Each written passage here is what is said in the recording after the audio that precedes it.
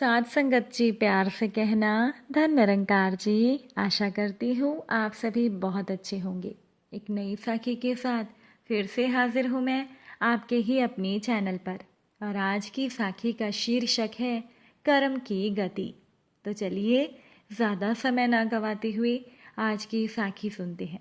साथ संगत जी, बहुत पुरानी बात है। अहमदाबाद में वासना नाम का एक इलाका है। वहाँ पर एक कार्यपालक इंजीनियर रहता था जो कि वहाँ की नहर का कार्यभार संभालता था। वही इंजीनियर आदेश देता था कि किस क्षेत्र में पानी देना है। एक बार की बात है कि एक बड़े जमींदार ने उस इंजीनियर को 100 रुपयों की 10 नोट एक लिफाफे में देते हुए कहा कि साहब, कुछ भी हो पर इस फैलाने व्यक्ति को पानी ना मिले, मेरा इतना काम आप कर दीजिए। साथ संगत जी, अब इंजीनियर ने सोचा कि अगर 1,000 रुपये मेरे भाग्य में आने वाले हैं, इसीलिए ये मुझे दे रहा है, लेकिन गलत ढंग से रुपए लेकर मैं क्यों कर्म बंधन में पड़ जाऊं। अगर मेरी किस्मत में, मेरे भाग्य में 1,000 रुपये आने वाले होंगे तो कैसे भी करके आ जाएंगे। मैं गलत कर्म करके 1,000 रुपये क्यों लूं।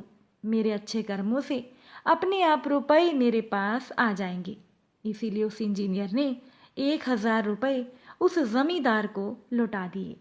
अब साथ संगत जी, कुछ दिनों के बाद जब वही इंजीनियर मुंबई से लौट रहा था, अब मुंबई से एक व्यापारी का लड़का भी उस इंजीनियर के साथ बैठ गया। अब वो लड़का सूरत आकर जल्दबाजी में उतर गया और अपनी अटैची गाड़ी में ही भूल गया। वो इंजीनियर समझ गया कि ये अटैची उसी लड़के की है। अहमदाबाद रेलवे स्टेशन पर गाड़ी रुक गई। वहां पर अटैची लवारिस पड़ी थी। उस इंजीनियर ने अटैची उठा ली और घर ले जाकर खोली। उसमें बहुत सारे रुपए थे। इंजीनियर ने उस अटैची में से पता और टेलीफोन नंबर ले लिया। दूसरी तरफ साथ संगत जी, सूरत में उसी व्यापारी का लड़का बहुत परेशान हो रहा था, क्योंकि अटैची में बहुत सारे रुपए थे और काफ़ी सारा कच्चा माल भी था। अब उस लड़के ने सोचा कि वो ये बात किसे बताए। उसने सोचा कि अगर मैं किसी को बताऊंगा तब भी मुसीबत हो जाएगी। अब दूसरे दिन सुबह सुबह उसी व्यापारी के लड़के के पास फ़ोन आया कि आपकी अटैची ट्रेन में रह गई थी, जिसे मैं अपने घर ले आया हूँ और ये मेरा पता है, आप आकर अपनी अटैची को ले जाइए। अब साथ संगत जी, वो व्यापारी का लड़का अपने पिता के साथ गाड़ी लेकर वासना पहुंचे और इंजीनियर के बंगले पर पहुंचकर उन्होंने पूछा कि साहब, क्या आपका फ़ोन हमें आया था।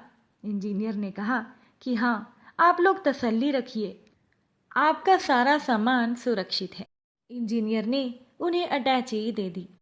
व्यापारी ने अटैची खोलकर देखा तो अंदर का सारा माल, सारा सामान और सारे रुपए ज्यों के त्यों थे। व्यापारी के मन में ख्याल आया कि ये इंसान नहीं, ये तो भगवान है।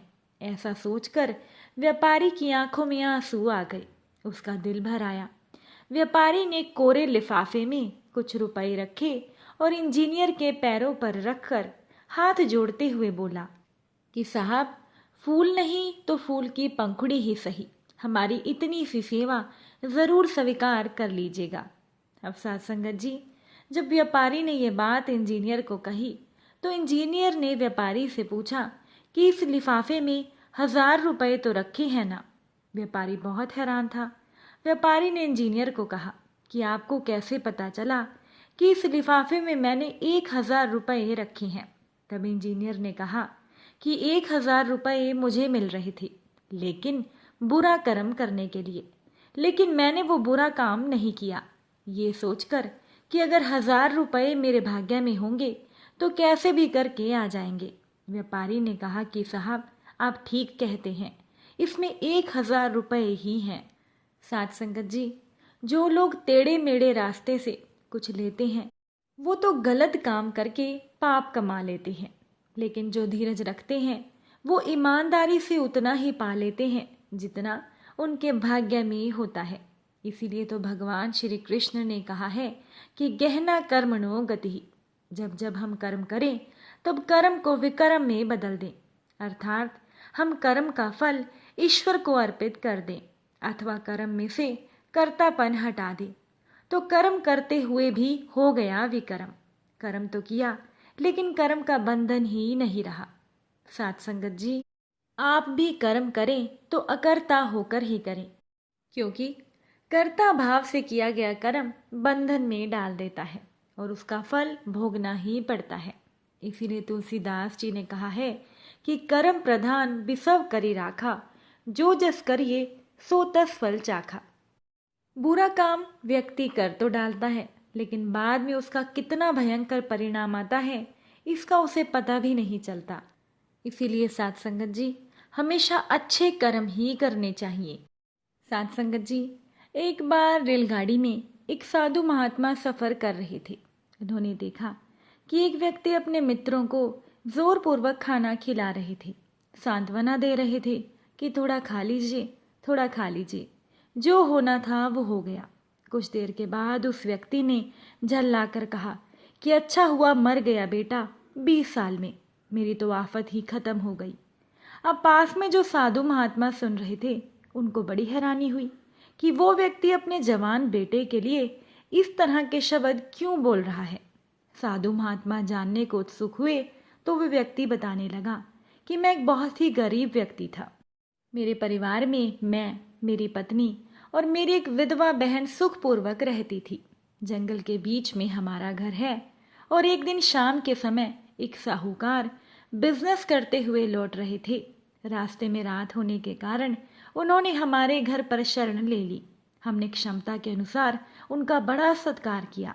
रात के समय जब वो सो गए तब मेरी विधवा बहन ने उनके बैग को खोलकर देखा तो वो हैरान रह गई, क्योंकि उनके बैग में बहुत सारे रुपए थे।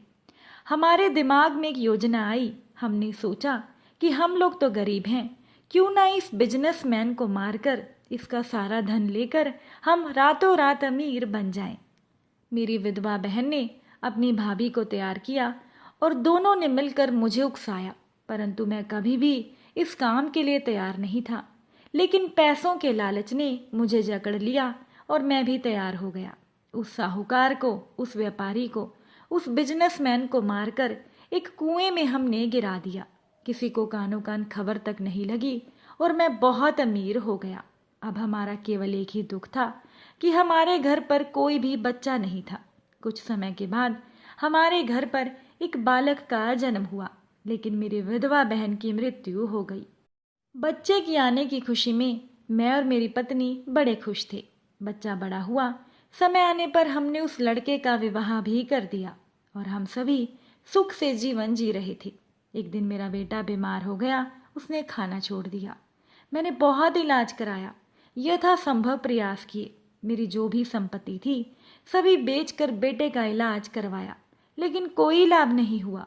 काफी समय से मेरा बेटा कुछ भी खा पी नहीं पा रहा था। एक दिन अचानक उसने मुझे अपने पास बुलाया और मैं भागते हुए अपने बेटे के पास गया। मैं बहुत खुश था कि मेरा बेटा इतने दिन के बाद मुझे बुला रहा है। मेरे बेटे ने मुझे कहा कि क्या आपके पास 5 रुपए हैं? जब मैंने जेब में हाथ डाला तो मेरी जेब में 5 रुपए ही थे। मैंने अपने बेटे से पूछा कि तुम्हें इन 5 रुपयों का क्या करना है? मेरे बेटे ने कहा कि मुझे सेब खाना है। मैं भागता हुआ गया और सेब लाकर बेटे को दे दिया। मेरा बेटा, जिसने इतने दिन से कुछ नहीं खाया था, मुझे बड़ी खुशी हुई। सेब खाने के बाद मेरा बेटा बोला कि पिताजी, मैं चला, आज मेरा हिसाब बराबर हो गया। मैंने हैरान होकर पूछा कि कौन सा हिसाब? तब उसने जवाब में कहा कि याद करो, 20 साल पहले की बात है। मैं वही साहूकार हूँ और आप पहले जैसे थे अब भी वही परिस्थिति में आ चुके हैं। मतलब पहले भी आप गरीब थे और अब भी आप बिल्कुल गरीब हो चुके हो। अब मेरा हिसाब बराबर हो चुका है। साथ संगत जी, यही तो होती है कर्मों की गति। कर्मों का फल तो भोगना ही पड़ता है। भीष्म पितामह को भी 100 जन्म के बाद भी बाण की सज्जा पर सोना पड़ा था। इसमें उनकी क्या गलती थी?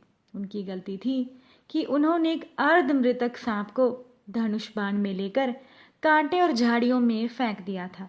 उसी का फल उन्हें भोगना पड़ा था। इसीलिए हमें हमेशा अच्छे कर्म ही करने चाहिए। उम्मीद है कि साखी आपको अच्छी लगी होगी।